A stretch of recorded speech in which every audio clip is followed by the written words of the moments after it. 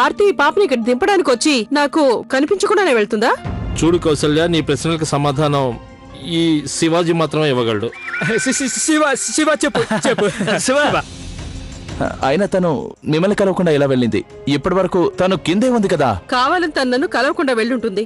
ఎందుకంటే తనకి బాగా తెలుసు నేను పాపని ఇంట్లో పెట్టుకోవడానికి ఒప్పుకోనని. ఎందుకు అమ్మగారు? తనని చూడండి ఎంత ముద్దొస్తుందో కదా. పిల్లలందరూ ముద్దుగానే ఉంటారు కిట్టు. తెలియని పిల్లని పెట్టుకుంటే చాలా సమస్యలు వస్తాయి. అన్నిటికంటే వాళ్ళ బాధ్యత చూసుకోవాలి. అయినా ఆర్తి గురించి మీ అందరికీ తెలుసు కదా. చిన్న సమస్య వచ్చినా తను ఊరుకోదు, గొడవ చేస్తుంది. నువ్వు చెప్పింది నేను అర్థం చేసుకోగలను కౌసల్య. గొడవ చేయటం అనేది ఆర్తికి పుట్టుకతోనే వచ్చింది. ఆ ఆర్తి వల్ల మన కుటుంబం ఎన్నోసార్లు సమస్యల్లో ఇరుక్కుంది. కానీ ఆ చిన్నపిల్ల మొహం చూసేసరికి నా మనసు కరిగిపోయింది. సరే అనేశాను. నేను నీకు ఎలాగోలా నచ్చ చెప్పచ్చులే అనుకున్నాను. అవునమ్మా, మనం మనుషులమే కదా, ఆ మాత్రం చేయక తప్పదు కదా. తను చాలా మంచి అమ్మాయి, అస్సలు అల్లరి చేయదు, తెలివిగలది. చూడు ఐషు, నువ్వు గుడ్ గర్ల్వి కదా. నువ్వు గనక మీ నాన్నని కలవాలి అంటే నువ్వు ఈ ఇంట్లో గుడ్ గర్ల్లా ఉండాలి. ఓకేనా? ఓకే. ఇంకా ఈ విషయం గురించి ఇంట్లో ఎవ్వరికీ చెప్పకూడదు. కార్తీక్, ఏంటి నువ్వు తనతో గుసగుసగా మాట్లాడుతున్నావు? ఏం లేదమ్మా, తను అల్లరి చేస్తుంది కదా, అందుకే తనకి ఈ వస్తువులు ఏమీ తాకద్దని చెప్తున్నానంతే.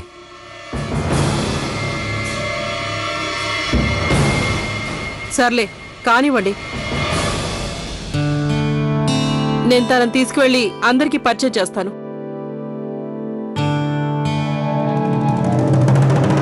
నిన్ను ఏంటని ఇంకెవరి పేరు గుర్తురాలేదా? కిట్టు, నీకు బాగా తెలుసు కదా ఆర్తి ఎప్పుడు మనల్ని కించపరచాలనే ప్రయత్నం చేస్తూనే ఉంటుందని. అన్నీ తెలుసు కూడా నువ్వు ఈ ఐషుని ఆర్తి వాళ్ళ బంధువని చెప్పావు. నీకు ఇంకెవరు దొరకలేదా?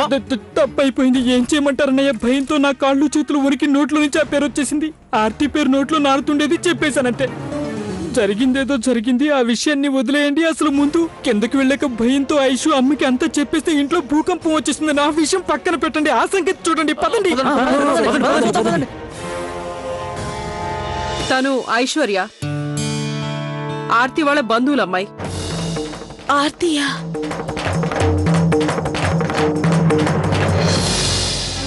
హలో. హాయ్ బేబీ, నువ్వు చాలా స్మార్ట్ గా ఉన్నావు. నేను స్మార్ట్ గర్ల్ని కదా, కానీ చిట్టి నాకన్నా స్మార్ట్ గర్ల్. చిట్టి? అవును, ఈ చిట్టి ఎవరు? ఇదిగో ఈ బొమ్మే, తను నా బెస్ట్ ఫ్రెండ్. ఇప్పుడు మీరందరూ మీ పేర్లు కూడా చెప్పండి. నేను లవ్లీ. చూడమ్మా, నా పేరు గౌరీ. నేను ప్రియాని. నా పేరేమో మీనాక్షి. ఇక నా పేరు కమల. అది కూడా ఒక పేరేనా?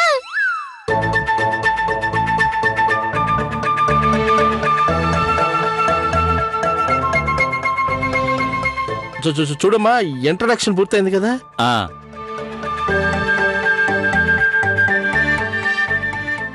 అరే, ఈ పాప ఎవరు? నా పేరు ఐశ్వర్య. మన అతిథి.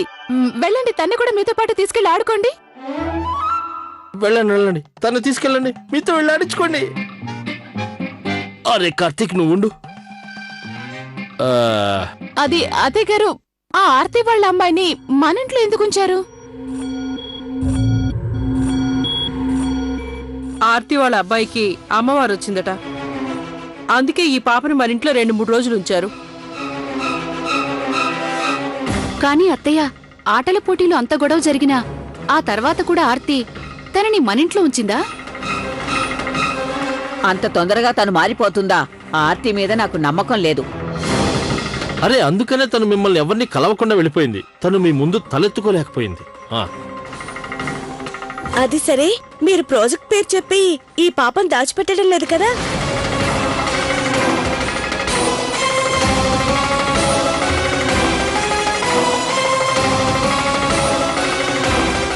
మావయ్య గారు, నాకెందుకో కాని ఈ పాప ఇంట్లో ఈ రోజు కాదు 2-3 రోజుల నుంచి ఉందనిపిస్తుంది.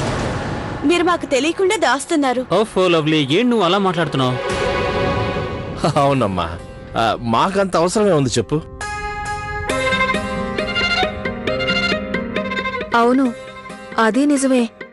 కానీ మీరందరూ ఈ పాపని ఇంట్లో పెట్టుకోవడానికి ఒప్పుకోకుండా ఉండాల్సిందే. ఎందుకా మర్చిపోయారా? ఇంతకు ముందు ఆర్తి బంధువులు ఇంట్లో ఉన్నప్పుడు మన కుటుంబంలో వచ్చిన గొడవల గురించి. నిజమే, ఆ అస్మితని మనం ఎలా మర్చిపోగలం చెప్పండి? ఇప్పుడు ఆర్తి తరపున వచ్చిన బంధువు మొదటిసారి వచ్చిన వాళ్ల కన్నా ఎక్కువ గొడవలు సృష్టించేలా ఉంది.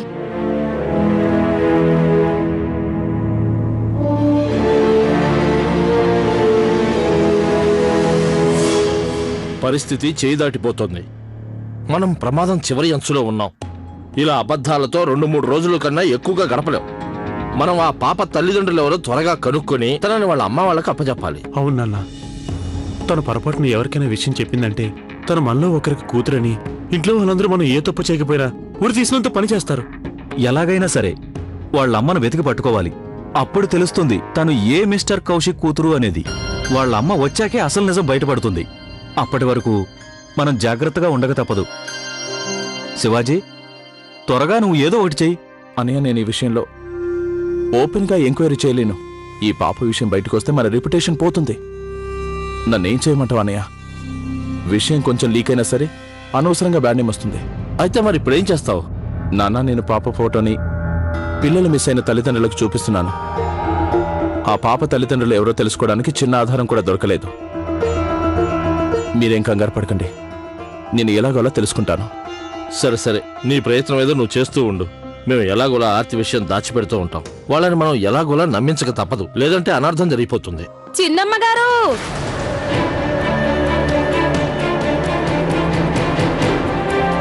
ఆర్తి తలుచుకోగానే ప్రత్యక్షం అయిపోయింది. చూడండి, పదండి.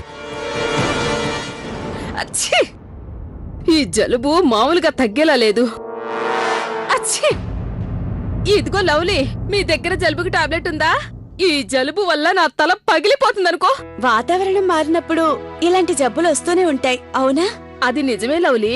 అయినా భగవంతుడు వాతావరణంలో మార్పు ఈ లోకంలో ఎందుకు పెట్టాడో నాకు అర్థం కావటం లేదు. వానాకాలం వచ్చిందంటే జలుబుతో ముక్కు పట్టేస్తుంది, ఇంట్లోంచి అడుగు బయట పెట్టలేం. మీకంత ప్రాబ్లంగా ఉంటే ఉదయం ఐషుని దింపడానికి వచ్చినప్పుడే మందులు తీసుకొని ఉండొచ్చుగా.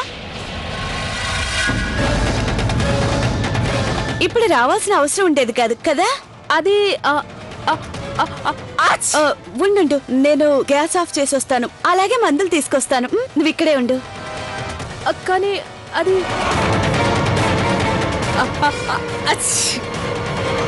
అయ్యో అయ్యో, ఏం చేస్తున్నారు మీరు? నా చెయ్యి వదలండి.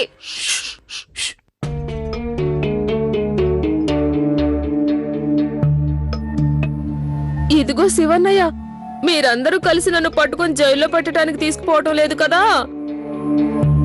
అది కాదు ఆర్తి, మేం చెప్పేది విను. ఈ రోజు వరకు నువ్వు ఏం అడిగినా సరే అది మేము చేశాం కదా. కానీ చూడు, ఈ రోజు మేము అడిగింది నువ్వు చెయ్యాలి, కాదు అనకూడదు. ఏం చెప్పకూడదు? ఇదిగో చూడండి, అనవసరంగా నాకు సంబంధం లేని విషయంలో ఎక్కువ మాట్లాడటం అలవాటు లేదు చిన్నాన్నగారు. అరే చూసారా, ఆర్తి మన సొంత మనిషే కదా. తనకి నిజం చెప్పేద్దాం.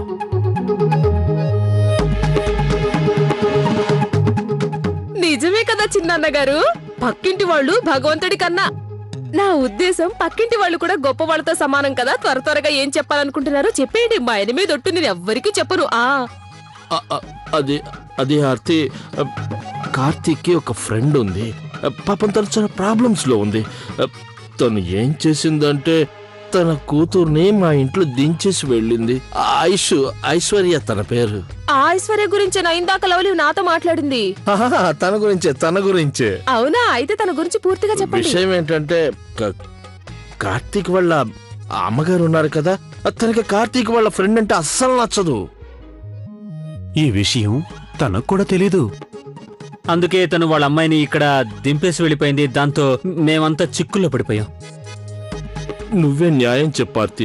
కార్తీక్ తనకి కుదరదని ఎలా చెప్తాడు? అయినా మనిషికి మనిషే కదా సాయం చేసుకోవాలి.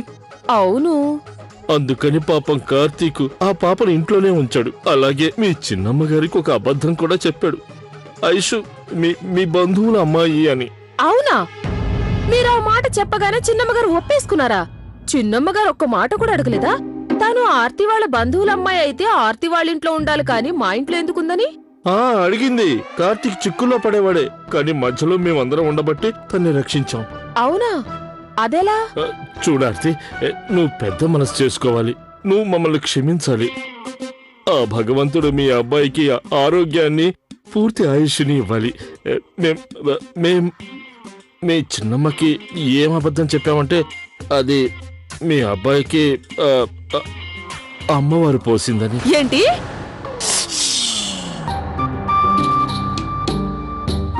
చిన్నన్న గారు మీ నెత్తిన బరువు దించుకోవటానికి మా అబ్బాయి నెత్తిన కుంపటి పెట్టేశారన్నమాట. కొంచెమైనా బుద్ధుందా? సారీ ఆర్తి వదిన, ఏం చేయమంటారు చెప్పండి. కంగారులో అలా అబద్ధం చెప్పేశాను. మీరే చెప్పండి, తను ఇంత చిన్న వయసులో ఎవరూ పట్టించుకోకపోతే ఏమైపోతుంది చెప్పండి. నువ్వు మాకు సహాయం చేయాలి ప్లీజ్.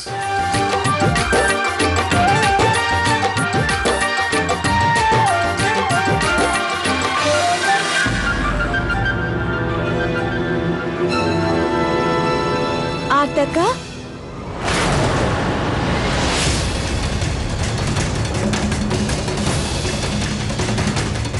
ఇవిగోండి టాబ్లెట్లు. ఆర్తి, ఒకవేళ నీకు మందులు కావాలంటే నువ్వు నాకు ఫోన్ చేసుండొచ్చు కదా. నువ్వు మీ అబ్బాయిని ఒంటరిగా వదిలిపెట్టి ఎందుకు వచ్చావు? రాక తప్పలేదు చిన్నమ్మ గారు, ఏం చేస్తాం? ఒకవేళ రాకుండా ఉంటే ఇంత పెద్ద విషయం నాకు ఎలా తెలుస్తుంది చెప్పండి? ఈ విషయం తెలియకపోతే నిజంగానే నేను జీవితాంతం బాధపడుతూ ఉండేదాన్ని. అది సరే గాని నువ్వు ఏం చెప్పాలనుకుంటున్నావు? అరే లవ్లీ, నేనేం చెప్పబోతున్నానంటే, చిన్నన్న గారు చెప్పేయమంటారా?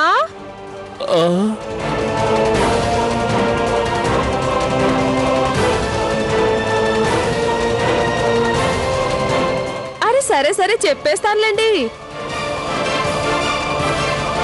ఇదిగో చిన్నమ్మ గారు, నేనిలా సడన్ గా రాకుండా ఉంటే నాకసలు ఐషు గురించి ఎలా తెలుస్తుందో చెప్పండి.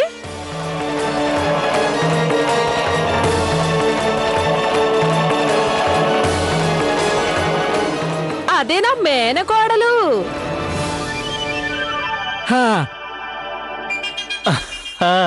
చిన్నమ్మ గారు, నాకెలా తెలుస్తుంది చెప్పండి? మీరందరూ నా మీద గౌరవంతో నా మేనకోడలు ఇంత బాగా చూసుకుంటున్నారని. ఇదిగో చిన్నమ్మ గారు, మా ఆయన మీదొట్టు నాకు మాత్రం చాలా ఆనందంగా ఉంది. మా అదృష్టం కొద్దీ మా పక్కింటి వాళ్లుగా మీ అంత గొప్ప వాళ్ళున్నారు. సరే ఆర్తి, ఐశ్వర్య గురించి నువ్వేం బాధపడకు. నువ్వు వెళ్ళి మీ అబ్బాయిని జాగ్రత్తగా చూసుకో. అలాగే చిన్నమ్మ గారు. లవ్లీ టాబ్లెట్ ఇవ్వు. తీసుకో. థాంకు. ఆర్తి, నువ్వు ఇప్పటి వరకు వీళ్ళతో ఏం మాట్లాడుతున్నావు?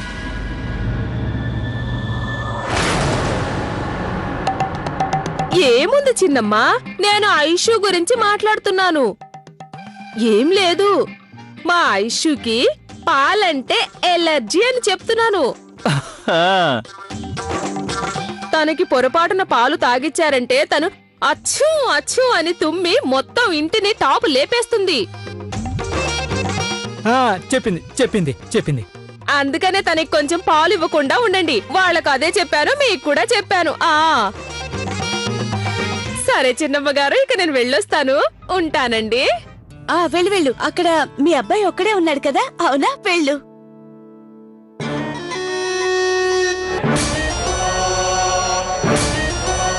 వెళ్ళొస్తాను చిన్నాన్న గారు. వెళ్ళు. చాలా మంచిది, ధన్యవాదాలు.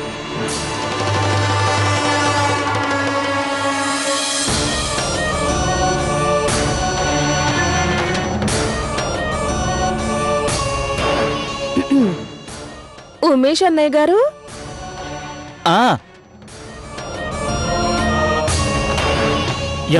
ఏమైంది? ఇప్పుడేమైంది? మరేమీ లేదు. మా ఇంట్లో బియ్యం సామాన్లు నిండుకున్నాయి. మీరు కొంచెం ఒక నెలకి సరిపడా సామాన్లు కిట్టు అన్నయ్య గారి చేతికిచ్చి మా ఇంటికి పంపించండి. లెక్కలవి తర్వాత చూసుకుందాంలేండి. చూడు ఆర్తి, నేను ఇంతకుముందు చాలాసార్లు చెప్పాను, నేను మా షాపులో అప్పు ఎవరికి ఇవ్వను అని. డబ్బులు ఇచ్చాకే సామాన్లు తీసుకెళ్ళాలి, అంతే. అర్థమైందా? అయితే ఒక పని చేస్తా చిన్నాన్న, అప్పు గురించి చిన్నమ్మ గారితోనే మాట్లాడతానులేండి. చిన్నమ్మ గారు. ఆర్తి వదిన ఏం చేస్తున్నారు మీరు? ఆర్తి, ఇంత చిన్న విషయానికి అమ్మని ఇబ్బంది పెడతాం ఎందుకు?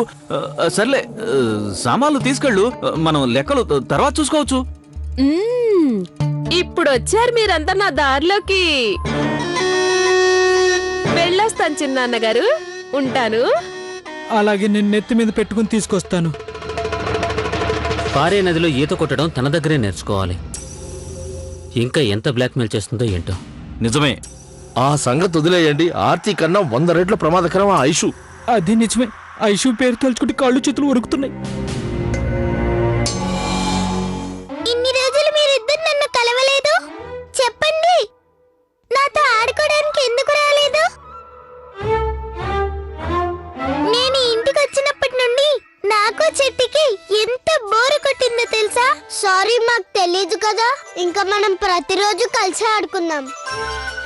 ఇప్పుడు మనం ఆడుకుందామా? సరే, మనం టీచర్ స్టూడెంట్ ఆట ఆడుకుందాం. మీరిద్దరు మంచి స్టూడెంట్స్. నేను మీ ఇద్దరికి టీచర్. కుదరదు, నేనే టీచర్. నువ్వు టీచర్ ఎలా అవుతావు? నీకు తల కూడా సరిగ్గా దూకోవడం రాలేదు. నీ డ్రెస్ కూడా బాగా మాసిపోయింది. పైగా నువ్వు హాఫ్ నిక్కర్ వేసుకొని ఉన్నావు కదా. టీచర్ అంటే ఫుల్ ప్యాంట్ వేసుకోవాలి. టీచర్ గా నేనే ఉంటాను, ఎందుకంటే నేనే బాగున్నాను. అది కాక నేను మీ ఇంటికి వచ్చిన గెస్ట్ ని కూడా. గెస్ట్ ఏమడిగినా సరే మీరు ఒప్పుకోవాలి కదా. అవునన్నయ్యా. సరే అయితే కానీ నువ్వే టీచర్ గా ఉండు, సరేనా ఐషు?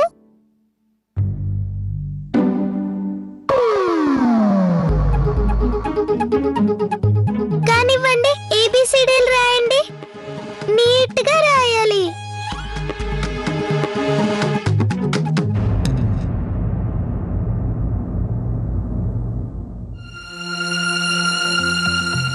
నాన్న, ఐషు పిల్లలతో కలిసి ఆడుకోవటం బానే ఉంది, కాని మన దగ్గర ఎక్కువ టైం లేదు. మనం అందరం ఇలా తీరిగ్గా కూర్చుంటే లాభం లేదు. 2-3 రోజుల్లోగా మనం ఎలాగైనా తెలుసుకోవాలి వాళ్ళ అమ్మ ఎవరు, తను అసలు ఎవరు పిల్ల అని. మనం ఒక పని చేద్దాం. మీరు, కిట్టు, ఇంకా కార్తీక్ ఇక్కడుండి చూసుకోండి. నేను, ఆది, శివ తన గురించి తెలుసుకోవడానికి ప్రయత్నిస్తాం. అవునన్నా, మీరు ఇక్కడే ఉండి కొంచెం చూసుకోండి. ఐషు మళ్ళీ అలర్ చేస్తుందేమో. పదన్నయ్య. ఈ పిల్లలు ఆడుకుంటున్నారు కదా, కాసేపు రెస్ట్ తీసుకుంటారు.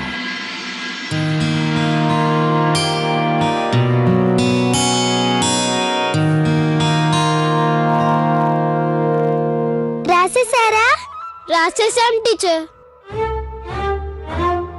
చూపించండి.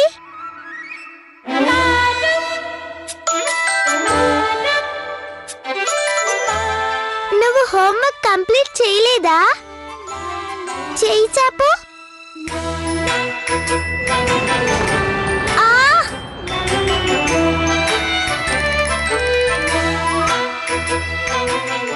నువ్వు కూడా హోంవర్క్ కంప్లీట్ చేయలేదా? చేయి చాపు.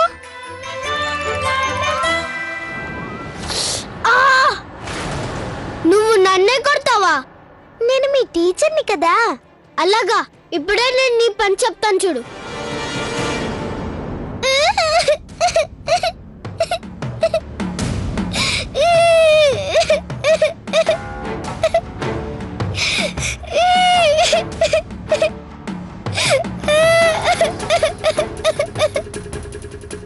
నా చిట్టికి కాలు ఊడిపోయింది.